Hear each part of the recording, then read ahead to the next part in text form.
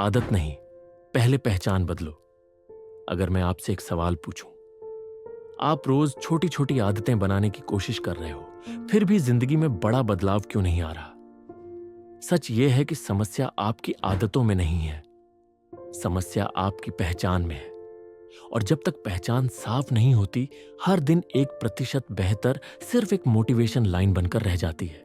पिछले वीडियो में हमने बात की थी हर दिन 1% बेहतर बनने की, कैसे छोटी आदतें समय के साथ मिलकर बड़ा रिजल्ट देती हैं। लेकिन आज असली सवाल यह है, 1% बेहतर किस चीज में बनना है और क्यों बनना है?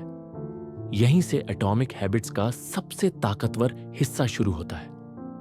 एटॉमिक हैबिट्स एक सिंपल बात कहती है, असली बदलाव गोल से नहीं, पहचान से आता है।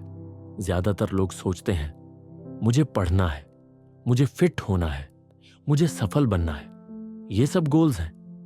गोल्स आपको डायरेक्शन देते हैं, लेकिन पहचान आपको कंसिस्टेंसी देती है। अब फर्क समझिए, मुझे रोज पढ़ना है, लेकिन अगर मैं खुद को रीडर नहीं मानता तो ये आदत कुछ दिन में टूट जाएगी। लेकिन जब मैं कहता हूं मैं एक रीडर हूं, तो पढ़ना मेरी पहचान का हिस्सा बन जाता है।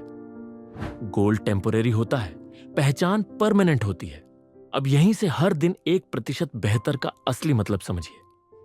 हर छोटी आदत सिर्फ एक एक्शन नहीं होती, वो एक वोट होती है आपकी पहचान के पक्ष में। आज 2 पेज पढ़े, आपने वोट दिया कि मैं रीडर हूं। आज 10 मिनट वॉक की, आपने वोट दिया कि मैं हेल्थी इंसान हूं। एक वोट से कुछ नहीं बदलता, लेकिन रोज का वोट पहचान को मजबूत बना देता है।